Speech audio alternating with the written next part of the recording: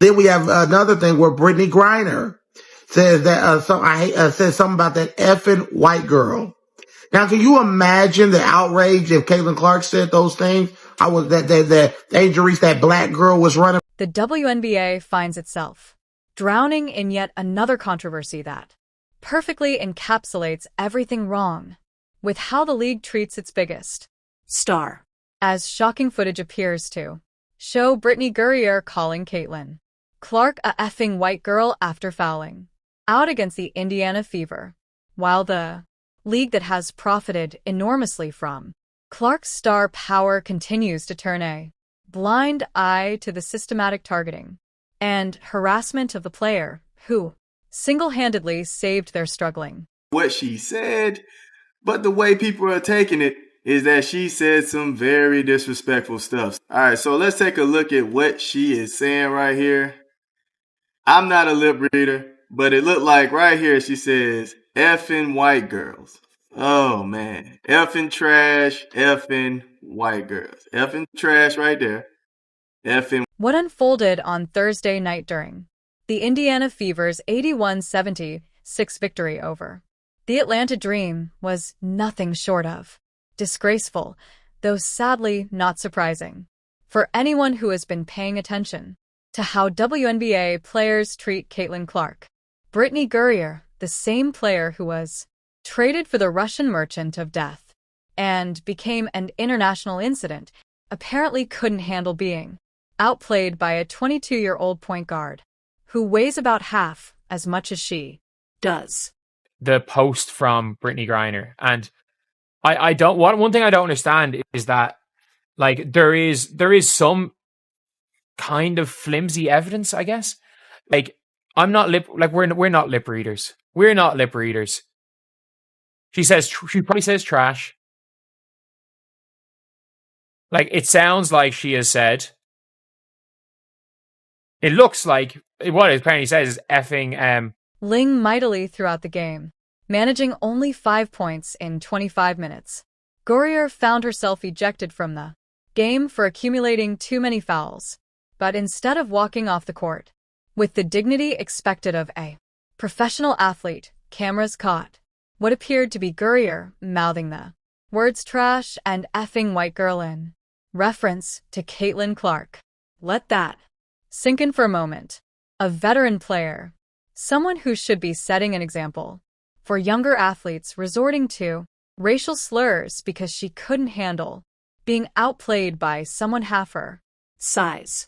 I did not watch the game in its entirety. Brittney Griner fouled out late in the fourth, and she was in foul trouble the whole game. The referees was definitely calling everything on her. Even though the Indiana Fever really didn't get a chance to shoot a bunch of free throws that game, they was making specifically calls against Brittney Griner, and she was getting frustrated about it, man. Now, footage has surfaced, a couple different takes on this clip as well as to what she actually said. Some people said she didn't call Caitlin Clark a effing white girl. Some people say that she said what a effing whack call. At the end of the day, she said something. Footage, which has since gone viral across social media platforms, shows Griner's apparent outburst clear as day. While lip reading isn't an exact science, the visual evidence is damning enough that even casual observers can see what appears to be happening. This isn't some ambiguous gesture or unclear audio. This is a professional athlete appearing to use racial language against a fellow player because she couldn't handle her own poor performance on the basketball court. Now it appears that Brittney Griner has been caught on video. And yes, there's a certain amount of lip reading that's going on here, but y'all let you be the judge, because I don't think it takes a rocket scientist to try to decipher what it is Brittney Griner was saying. By the way, she fouled out of a WNBA game against Caitlin Clark in the Indiana Fever. She plays for the Atlanta Dream now. So here we go. Brittney Griner, who Joe Biden acquired 2 years ago and maybe the most lopsided trade of all time, this side of Deshaun Watson, was caught on camera saying what appeared to be some not very nice things about white girl Caitlin Clark during her little WNBA game last night. If you are enjoying, please subscribe. What makes this incident even more infuriating is the context in which it occurred. Caitlin Clark didn't even have a spectacular night by her standards, scoring just 11 points in the victory. This wasn't a case of Clark dropping 30 points and embarrassing Griner in front of a national audience. And this was simply a case of one player doing her job while another player completely lost her composure and apparently resorted to language that would get any other employee fired from any other workplace in America. But the Griner incident wasn't even the only controversy involving Caitlin Clark in that same game, which perfectly illustrates the hostile environment she faces every single night she steps onto a WNBA court. During the same contest, Clark also had an altercation with Ryan Howard that resulted in both players being assessed technical fouls. The league's response to this incident, both players received matching $30 fines, as if they were equally responsible for whatever transpired between them. Think about that for a moment. The WNBA looked at an altercation involving their biggest star and another player and decided that a $30 fine, the equivalent of pocket change for professional athletes, was appropriate punishment for both parties. But when Brittney Griner appears to use racial slurs against that same star player, the league's response has been complete silence.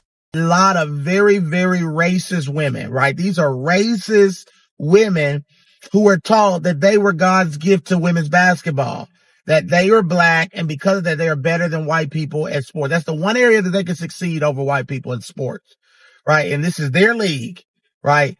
Then you got a young, the stereotypical white girl, pretty, skinny, is better than it comes into the sport and becomes the Michael Jordan, LeBron James of the sport. The face gets more publicity on one than they've ever got in some of their playoff, any of their games ever. Brings more money. They are extremely jealous and won't say it. They want to make it like it's typical basketball. But no, they have made it very clear. Angel Reese, the Brittney Griners, that nobody cared about their league. This represents the kind of selective enforcement and double standards that have become the WNBA's calling card when it comes to protecting Caitlin Clark. When Clark is involved in any kind of physical altercation, the league is quick to assign equal blame and hand out matching punishments as if the player who has revolutionized their sport is somehow equally responsible for every negative interaction she experiences. But when other players cross lines that shouldn't exist in professional sports, suddenly the league develops a case of selective blindness. The $30 fine for the Howard incident becomes even more laughable when you consider what Caitlin Clark brings to the WNBA financially. This is a player whose very presence can turn a Tuesday night game into a cultural event, whose jersey sales have broken league records, and whose games consistently draw television audiences that other WNBA contests can only dream of achieving. Yet the league treats her like any other player when it comes to punishment, while refusing to protect her when she becomes the target of truly inappropriate behavior. What we're witnessing with both the Griner incident and the broader treatment of Caitlin Clark isn't isolated behavior. It's part of a systematic pattern of targeting that has become so obvious it's impossible to ignore. Another thing where Brittney Griner says that says something about that effing white girl. Now, can you imagine the outrage if Caitlin Clark said those things? I was that Angel Reese, that black girl was running from that. Why is it that the black players can be openly racist? There's investigation into racist comments, but you can be racist toward a white girl who is bringing all these eyes to the WNBA. Brittney Griner apparently taking this targeting to an entirely new level by introducing horrible language into her frustration with Clark's success. This isn't competitive trash talk between athletes. This is a veteran player appearing to cross racial lines because She can't handle being outplayed by someone who represents everything the league should be celebrating. The pattern is clear. When players can't match Caitlin Clark's basketball ability, drawing power, or professional demeanor, they resort to creating controversies, manufacturing drama, or, in Gurrier's case, apparently using language that has no place in professional sports. It's like watching a group of adults become so frustrated with a child's success that they resort to playground bullying tactics, except these are supposed to be professional athletes representing the highest level of women's basketball. What makes this pattern even more disturbing is how predictable it has become. Every time Clark has a successful game, every time she breaks another attendance record, every time she brings new fans to the sport, you can practically set your watch by when the next manufactured controversy will emerge. It's as if some players have made targeting Clark their primary contribution to basketball discourse rather than focusing on their own games. That Bob Griner said trash, followed by fucking white girl. Now, like I said, I'm not a lip reader. I don't know what she said. But again, the perception is the only thing that matters. And the perception throughout the WNBA is players dislike Caitlin Clark because she's white.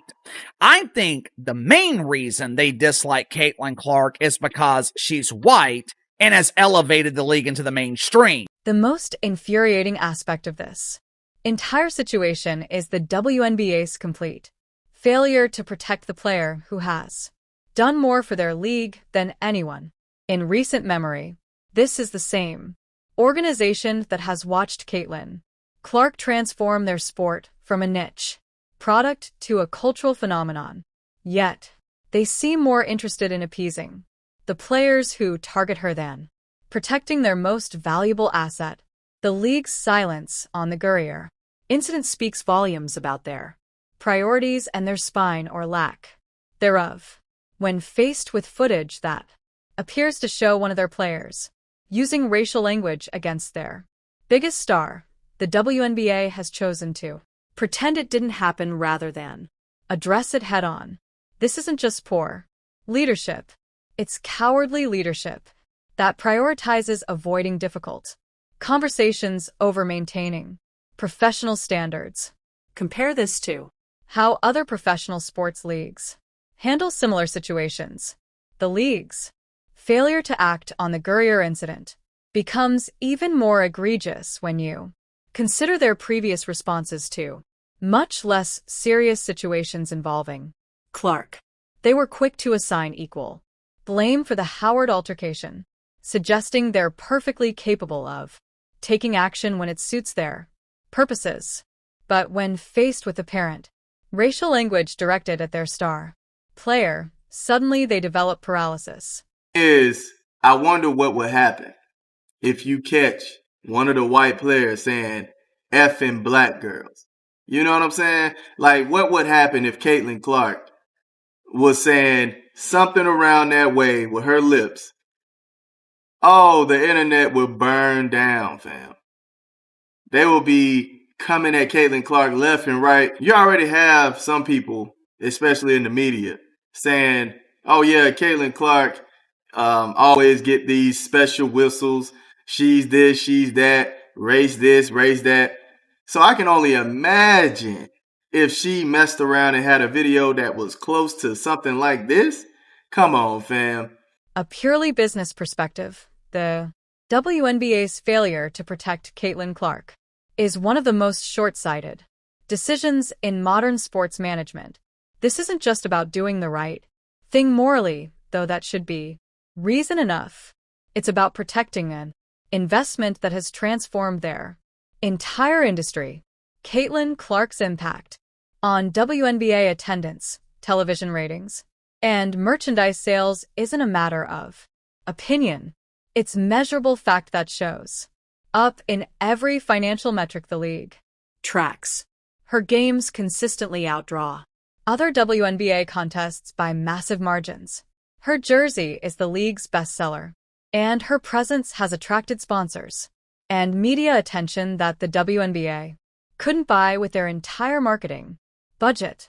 Yet the league seems determined to undermine the success by allowing other players to create toxic environments around their biggest draw.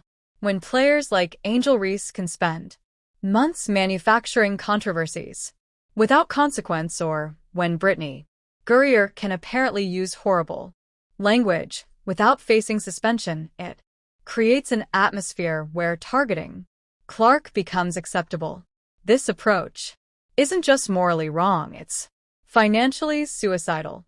The WNBA spent decades struggling for relevance, fighting for television coverage, and begging fans to care about their product.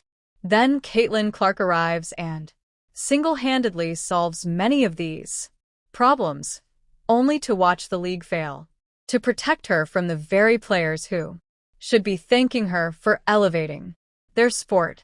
One person said, I will be reaching out to the WNBA to ask if Caitlin Clark, a trash effing white girl, violates its recent announcement, no tolerance for racism and no space for hate campaign. Will report back.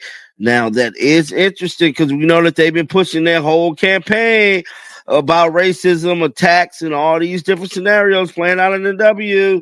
The business community understands this concept instinctively.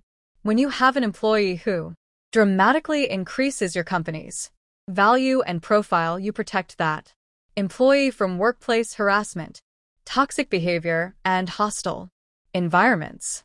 You don't allow other employees to target them with impunity while pretending it's not your responsibility to maintain professional standards.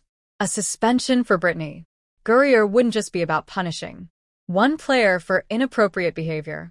It would represent the WNBA finally deciding to establish and enforce professional standards that protect all players, especially their most valuable ones. The league has an opportunity to make a statement that racial language, regardless of the circumstances, has no place in professional basketball. Consider what message a suspension would send throughout the league. It would tell players that targeting fellow athletes with racial language will result in serious consequences, not just social media controversy. It would demonstrate that the league takes workplace harassment seriously and won't tolerate behavior that would be unacceptable in any other professional environment. More importantly, it would show Caitlin Clark and other players that the WNBA is serious about maintaining professional standards and protecting its athletes from hostile behavior. This isn't about special treatment for star players. It's about basic professional conduct that should apply to everyone regardless of their status or... At WNBA, what is your current policy on respect to fellow players and racially motivated hostility? Yeah, I mean, what are we doing here? The treatment of Caitlin Clark represents a microcosm of everything wrong with how the WNBA positions itself and manages its talent. Instead of celebrating and protecting the players who elevate the sport, the league seems content to allow those players to become targets for frustrated competitors who can't match their impact or success. This approach doesn't just harm Clark individually, it damages the entire sport of women's basketball. When the league's biggest star faces constant targeting and harassment without league intervention, it sends a message to young girls watching that success will make you a target rather than a celebrated achievement. It teaches them that instead of working harder to match someone's success, it's acceptable to tear them down through manufactured controversies and inappropriate behavior. The long-term consequences of this approach extend far beyond any individual incident.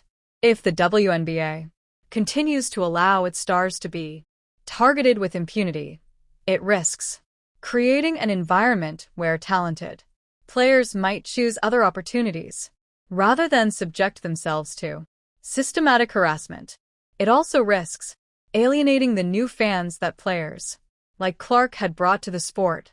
Fans who came to watch basketball. Excellence rather than reality. Television drama. Coming to the league brings more viewers, more ad money. The Caitlin Clark tide is going to, if embraced, rise all boats.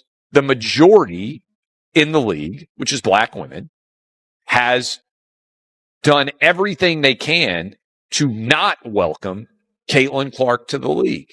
Why? There has never been any cost for black WNBA players. The Brittney Griner incident represents a crossroads moment for the WNBA. The league can either finally establish professional standards that protect all players from inappropriate behavior, or it can continue down its current path of selective enforcement and cowardly leadership that prioritizes avoiding difficult decisions over maintaining basic professional conduct. A suspension for Griner would send a clear message that racial language has no place in professional basketball and that the league is serious about protecting its players from hostile behavior. It would demonstrate that success on the court doesn't excuse inappropriate conduct and that the WNBA operates with consistent standards for all players regardless of their status or popularity. Failing to act, however, would confirm what many observers already suspect.